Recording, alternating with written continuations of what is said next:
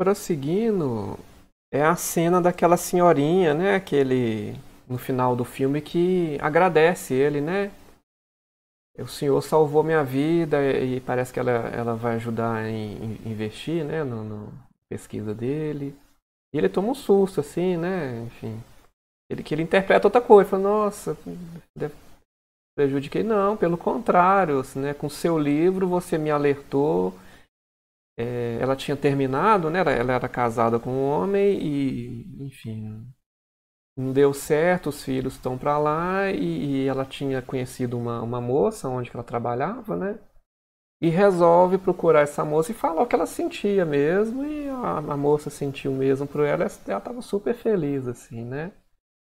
Aí eu coloquei como o impacto, né? Impactos e implicações éticas, né? Para a saúde mental do trabalho dele, assim, né?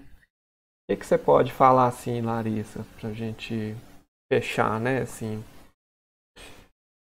Não, eu acho que nessa parte tem um conceito que ele se tornou uma categoria de análise também, quando a gente fala de sofrimento ético-político.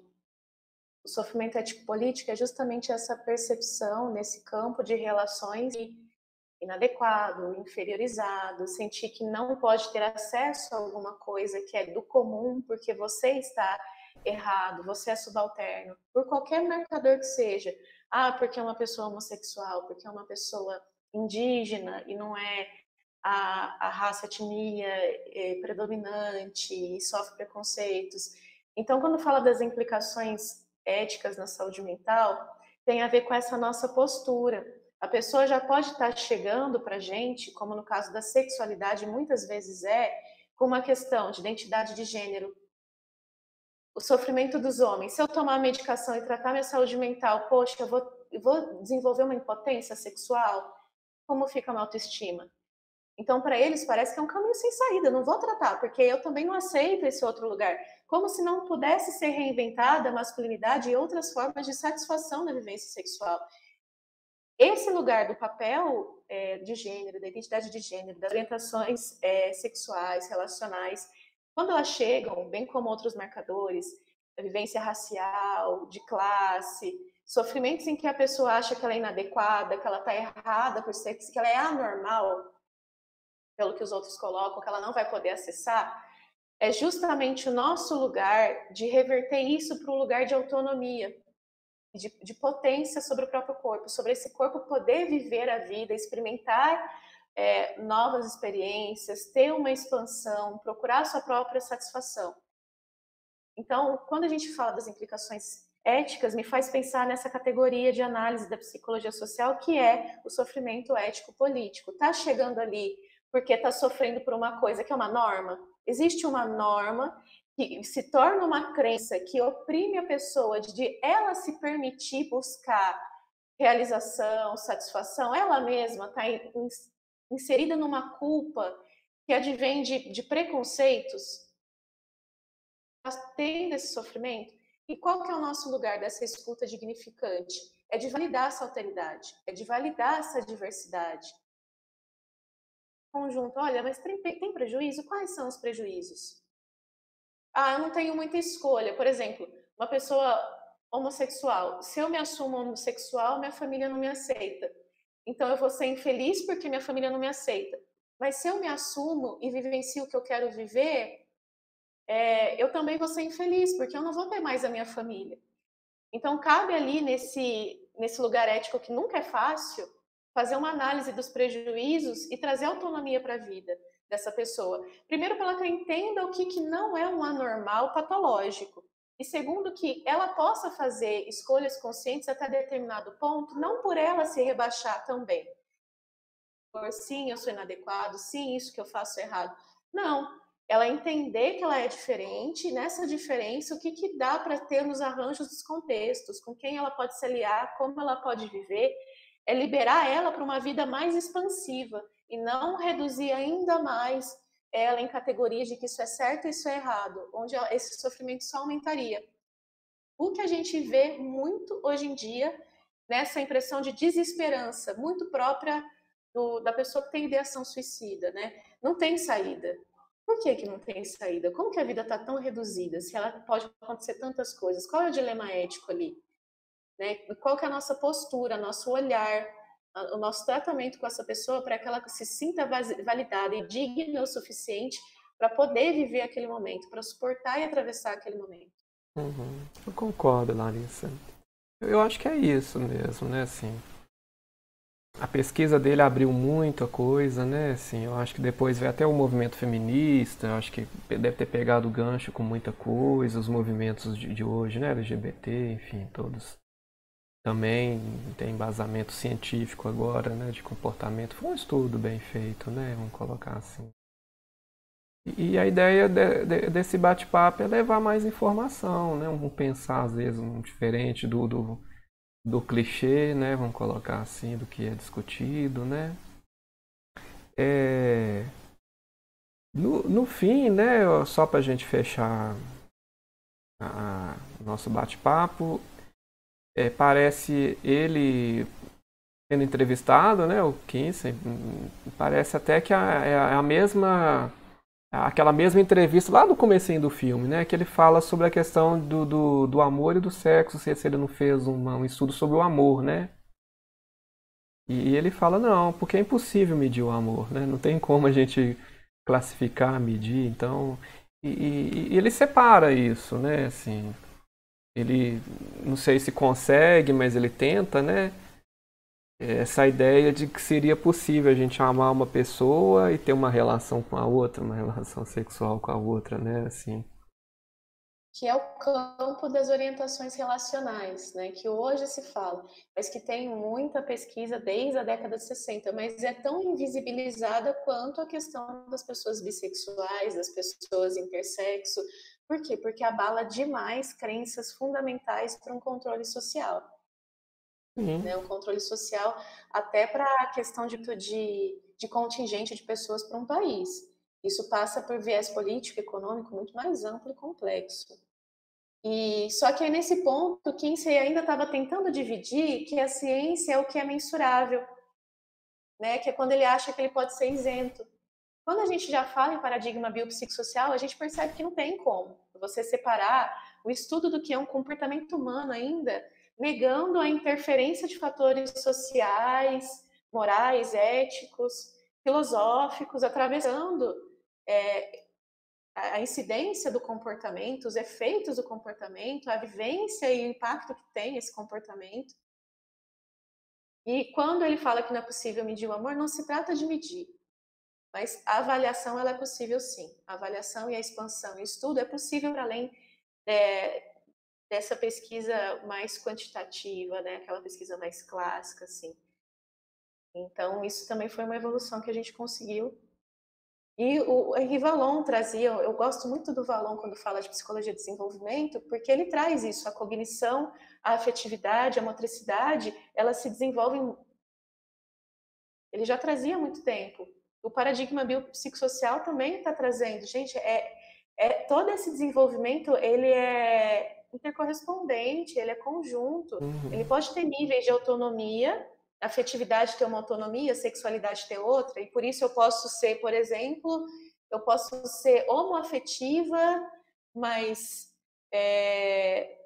por exemplo, ser bissexual, mas homoafetiva. Eu posso conseguir ter relações sexuais com qualquer um dos gêneros, mas eu só me atraio eu só tenho envolvimento emocional com pessoas do mesmo gênero. Essas combinações são possíveis e é difícil das pessoas entenderem. Hoje os estudos sociais estão muito mais amplos sobre sexualidade e diversidade. Seria bacana que a partir do Kinsey e da nossa discussão as pessoas tentassem abrir a mente para simplesmente não rejeitar o que não é norma. É só isso. Não rejeita só porque não é norma. Não faz a discriminação um processo de marginalização e exclusão. Só ouve aquilo e tenta aprender com aquilo, que foi a postura do Kinsey quando ele entendeu que ele não sabia de nada, ele não conseguia dar as respostas. Lembra de mais alguma coisa, Larissa? Eu coloquei uma conclusão, né, que todo mundo é diferente, eu tirei tudo do filme mesmo, né? O problema é que a maioria quer ser igual, acham mais fácil simplesmente ignorar esse aspecto fundamental da condição humana, estão tão ansiosos para fazer parte do grupo que trairão sua própria natureza para conquistar isso, né? ele cita numa palestra dele. A maioria das psicoterapias, elas vão visar esse lugar em que o pertencimento grupal não anule uma dimensão de individualidade, de singularidade, né? Não anule essa possibilidade de divergir, de diferir e vivenciar isso com qualidade, não com sofrimento apenas. Apesar de haver os sofrimentos, a pessoa esteja firme na própria autonomia. Então, uma psicoterapia, independente da vertente que seja, bem sucedida, chegaria nesse ponto, em que não a pessoa precisa rejeitar a sociedade, ela tem uma comunicação com algumas normas, ela tem as próprias normativas, que são temporárias também, mas ela consegue não se submeter, não se rebaixar a ponto de anular a diversidade e a singularidade nas suas vivências, nas suas experiências. Ai, Larissa, eu queria agradecer, né, pelo tempo, acho que foi bem produtivo, né? Eu coloquei até uma fotinha da Anise, da Anise da Silveira, né? O que cura é o contato afetivo de uma pessoa com a outra, o que cura é a alegria, o que cura é a falta de preconceito, né? E para fechar os vídeos, os últimos 2 ou 3, eu tô colocando um poema, uma música que faz uma reflexão com tudo que foi abordado e você sugeriu A Gente Se Acostuma, não foi? Isso, Marina Corsante, se não me engano o nome. Aí a gente vai fechar então com esse poema, que eu acho que tem muito a ver sim com o tema, né? Eu queria agradecer Sim. então, e para os próximos aí, a gente tendo mais temas, você vai ser convidada, assim. Obrigada, eu agradeço a oportunidade. Poucas pessoas se dispõem também a falar de temas tão delicados e complexos. Então é sempre uma discussão muito produtiva. Eu agradeço a oportunidade. Até mais, Larissa.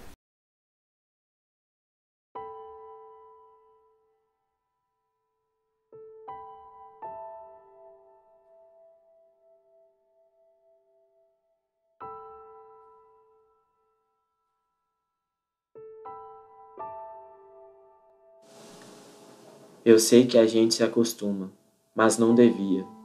A gente se acostuma a morar em apartamentos de fundos e a não ter outra vista que não as janelas ao redor.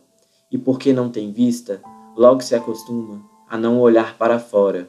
E porque não olha para fora, logo se acostuma a não abrir as cortinas.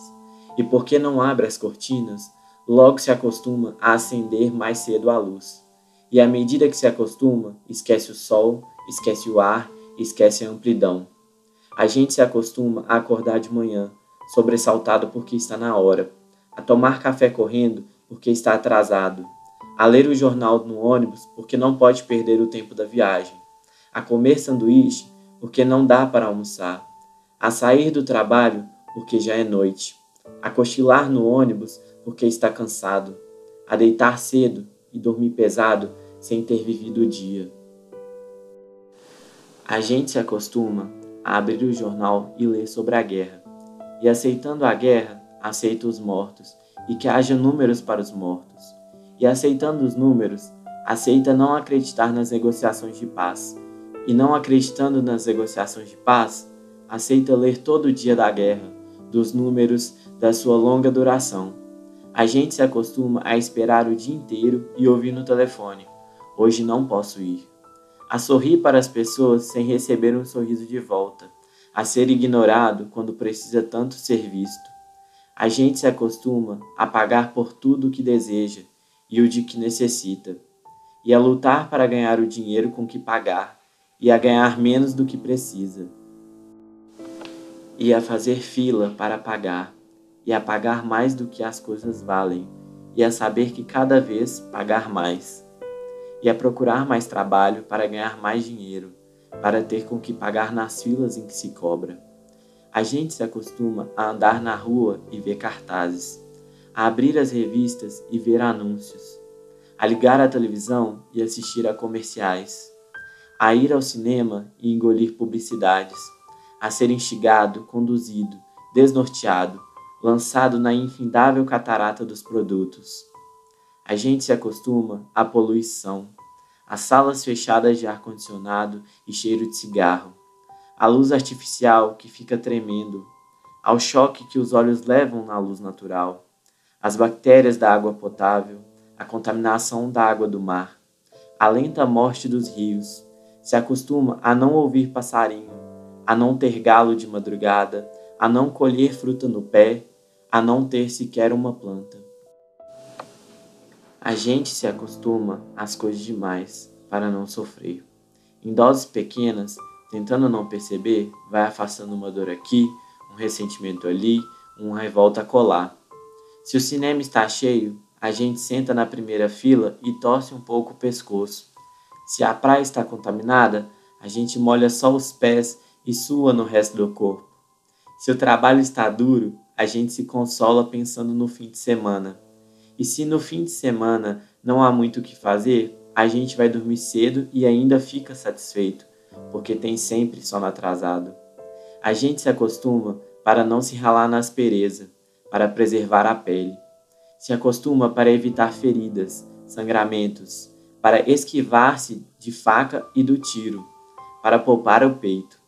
A gente se acostuma para poupar a vida, que aos poucos se gasta e que gasta tanto de acostumar, se perde de si mesma.